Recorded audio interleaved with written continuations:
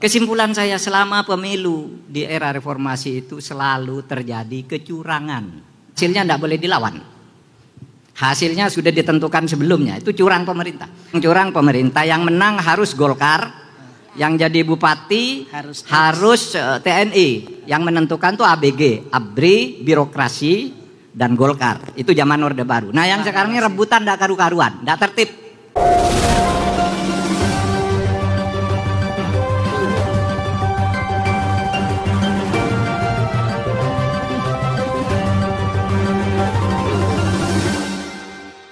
Yang saya katakan pasti akan dilaksanakan itu rawan dengan kecurangan.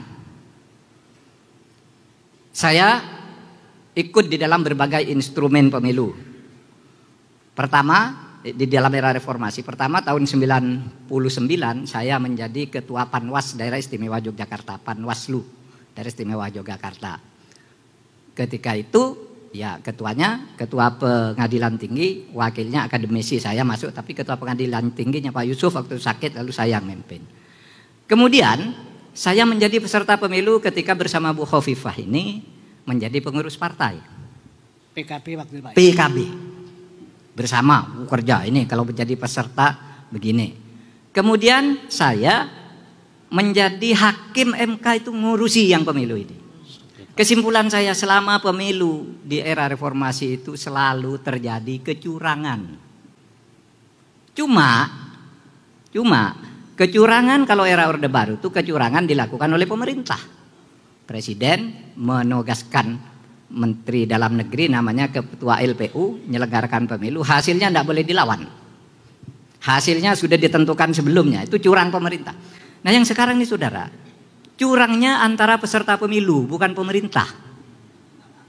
Partai A mencurangi partai B. Di tempat lain partai B mencurangi partai C membayar lurahnya. Dan lurah itu bukan penyelenggara pemilu, tapi TPS-nya kan lurah juga, orang-orangnya lurah. Diberitahu tuh suaranya Lontong ditambah, suaranya Suko dikurangi, dan seterusnya. Itu kecurangan. Kok tahu? Saya tahu karena saya hakim MK. Jadi kalau masa Orde Baru itu yang curang pemerintah. Masa Orde Baru itu yang curang pemerintah, yang menang harus Golkar, yang jadi bupati harus TNI, yang menentukan tuh ABG, ABRI, birokrasi, dan Golkar. Itu zaman Orde Baru. Nah yang sekarang ini rebutan tidak karu-karuan, tidak tertib. Nah itu yang harus kita tertibkan ke depan, karena reformasi ini sudah bagus hasilnya. Bagusnya apa? Bagusnya ya sekarang kita bisa memilih orang sendiri, mencalonkan orang sekarang boleh. Dulu Pak Ibu, dulu mencalonkan presiden itu lalu dicap gila lah.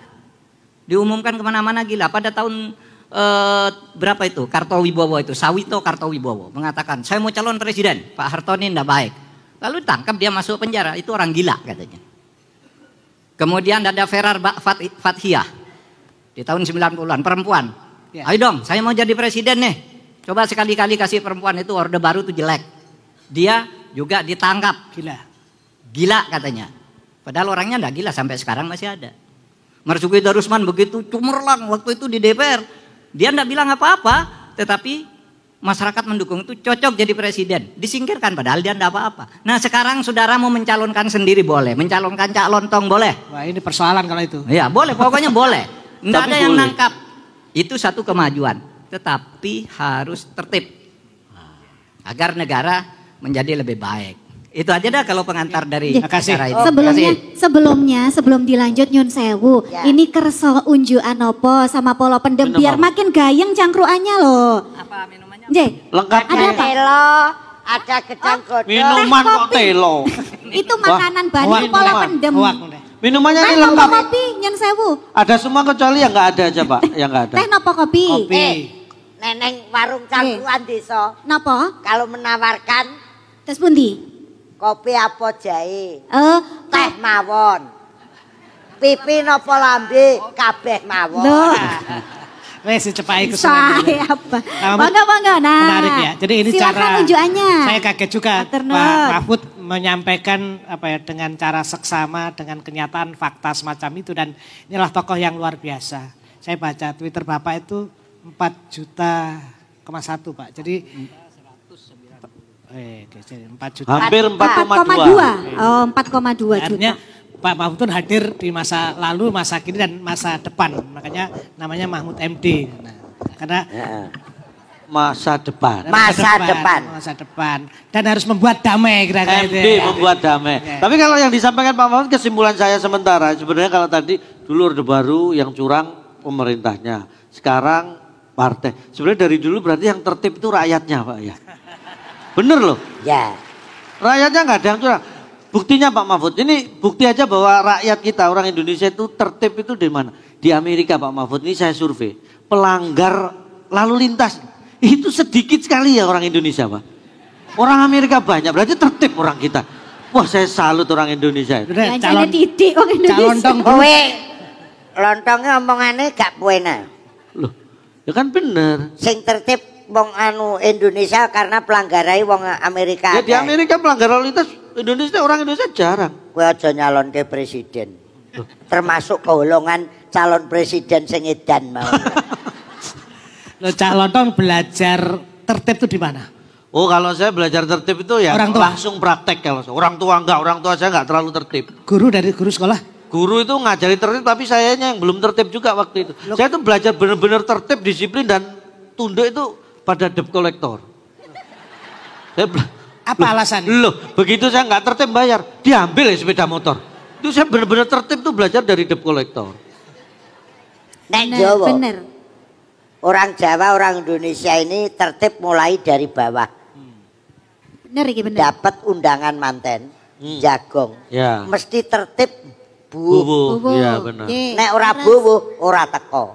Itu tertib. Oh, tertib bowo. Bubu itu tertib. Oh, nggih nggih. Etika ya, tertib Etika. kaitannya etika. Wes tenan, pokoknya ora teko undangan kalau enggak apa maneh darai Pak Mahfud. Nggih. Nek ra akeh ora wani teko. Oh iya. Soalnya diumumno. Sugih. Diumumno. Soale diumumno. Lah tertib kata Gus Dur. Tertib itu ngelawan maaf. Nggih. Nek wong Islam gak tertib. Agak gak tertib. Kenapa? Sandal neng masjid hilang. Iya. Sandal neng masjid hilang. Dijoli, nek gak ngono dijoli sing elek. Kon dulure awake dhewe agama liya sing neng gereja gak tau hilang sepatu. Mergo Ya digawe, Bang. mergo dinggo. Nah, mergo dinggo. Ya apa masa kate ditarik. Kok diseleh ya ilang kira-kira. Nggih. Bah, tapi begitu hilang-hilang sak uang-uangnya. Nggih, Pak.